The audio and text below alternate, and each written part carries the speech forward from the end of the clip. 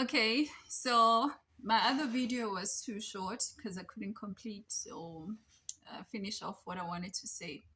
So what I wanted to say is you need to have the right mindset. If you don't have the the correct mindset in e-hailing, you are not going to make it. First of all, no one is going to motivate you. No one is going to say, hey, Yvonne, wake up. Wake up, it's 4 o'clock. If you don't wake up at 4 o'clock, you're gonna miss all the rush hours in the morning and you're gonna miss the opportunity of making money before 10 a.m. when it's most quiet, or 11 a.m. when it's most quiet. So you need to know how to work independently. If you don't know how to work independently, don't go into e-hailing because you need to push yourself. And remember, no one is going to be validating and clapping hands and saying, wow, I saw you've been waking up at 4 hours, like at 4 a.m. or 5 a.m. straight or 3 a.m. straight, and you're out of the house within an hour and you work up until 11. Nobody's going to clap hands for you. Two, the motivation that you need to have will carry a whole lot further, because in e-hailing, if you're using your own car, your own vehicle, there are certain instances where you see drivers sleeping under a tree. In South Africa, it's quite normal. I mean, to such an extent that other drivers are banned from camping around malls because you're trying to find a space to snooze because you wake up so early and you drive, and when you crash and you just want to like lay your head down a bit so that you get that power nap, you don't have anywhere to sleep. So it's either you book a B&B, that's a business idea right there, or you you go underneath the tree and you nap there, or you just squeeze yourself in the car. I mean, I know other drivers who literally drive around the clock to such an extent that they sleep in their car because it becomes impossible to live here. You live maybe 40 kilometers away because it makes sense for rent. It makes sense for you to save on rent and petrol and driving time. So you just do it all here, and then what they'll do is that they find better options or alternatives to be a prop for a home where they freshen up, where they groom, where they eat, and so forth. But I'll cover that later. For now, you need to have the right mindset. Like, you need to be a self-motivated. You shouldn't care about what other people think. That's the third one. Most people, they're very shameful. Like, if you want to make money, guys, you need to be able to do all the shameful things that people don't do. The money is in the things that people don't want to do because it's so embarrassing, but you do them because you've got goals. You've got, perhaps you're a single mom. Like, mainly I'm directing to people who are single or people who are stranded, orphans, people who are hungry, people who have a driving skill. You can still turn that driving skill into an income generating skill that puts bread on the table. It pays your rent, it feeds, it puts your children at school, it does many things. So you need to motivate yourself. Don't go in there and thinking you're a bad driver. With driving, you can improve. Driving is fun, guys. Driving is so fun. So the more you do it, the better you do it. And obviously, you need to be a good driver, because when you're driving passengers or you're driving yourself, you need to be aware that you're not driving alone on the road. There's other passengers. You mustn't be an idiot, cursing, screaming, and driving recklessly so that your passengers, they feel so endangered by riding with you in the car. So that's the mindset. Thirdly, you need to have customer service, because you can't have passengers who come in your ride, you don't greet them, you are cold, you're harsh.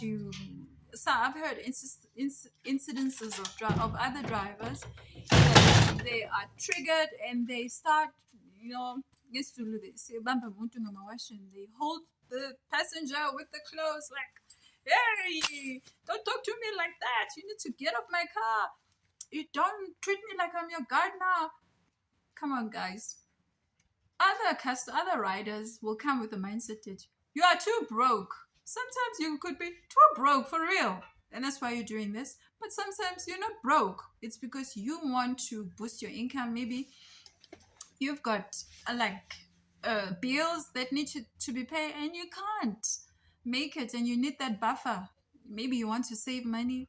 There's many things, many reasons why people do things, but mostly, obviously, people know that people who go to e-hailing is because you're jobless. Doesn't matter. Even if they think you're jobless, so what if you're jobless? It's not a rare thing in South Africa. I mean, in the whole world, people, they don't have jobs. We're living in a world where jobs are scarce. So, so what if they think, oh, shame, you're jobless, you're here? Doesn't matter. It doesn't matter really. It doesn't change the fact that after they've thought that, they still pay, and you're still able to put bread on the table. So don't have an inferiority complex when you're doing e-hailing, please. Don't think what people are gonna say. People are always saying things, whether you are in e-hailing or whether you are in a corporate job, whether you are a mom, a stay-at-home mom.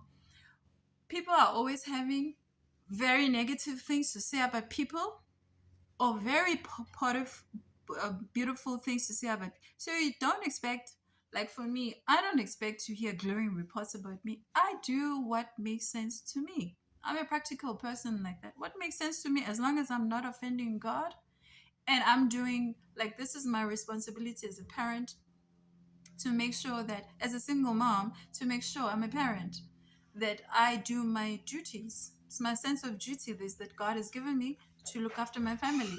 So the best way I can, without stealing or breaking the law, is to do what is available without shame. And anyway, if you're a child of God, there's no condemnations for those who are in God. There's no condemnation anymore, right? So condemnation and shame was nailed where? To the cross. So you are free to do what God has put before you with a pride, with a content heart, because you know that you are not breaking the bank, you're not doing anything harmful. You are literally helping your family.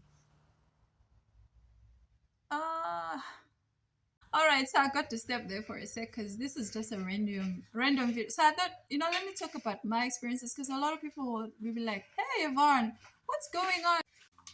Anyway, okay, I got disturbed a bit. So, what you're going to do?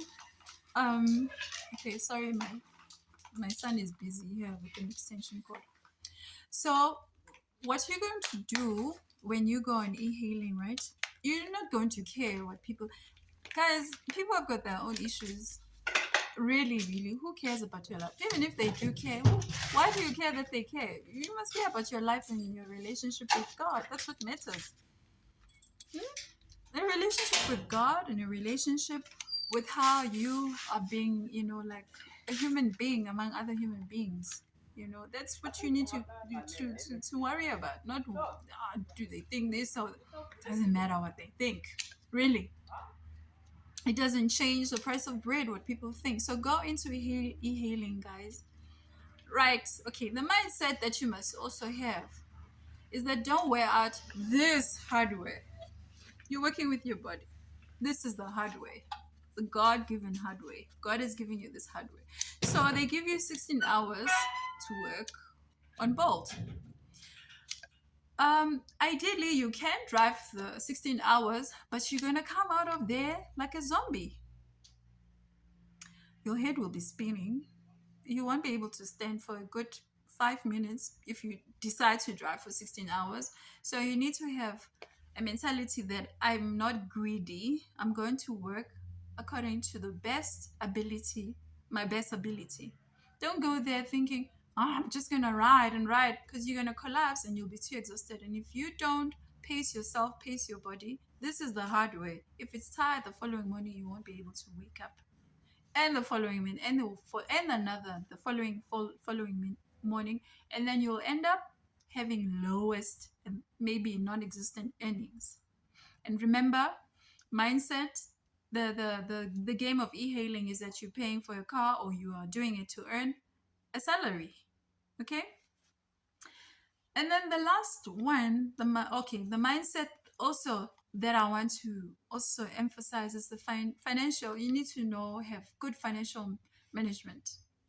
Other people, they get cash and they blow it all in one day, and they think, oh, this is for my groceries. Oh, this is for my clothes. Oh, this is no. You need to have good financial management if you're in e-hailing. If you're not,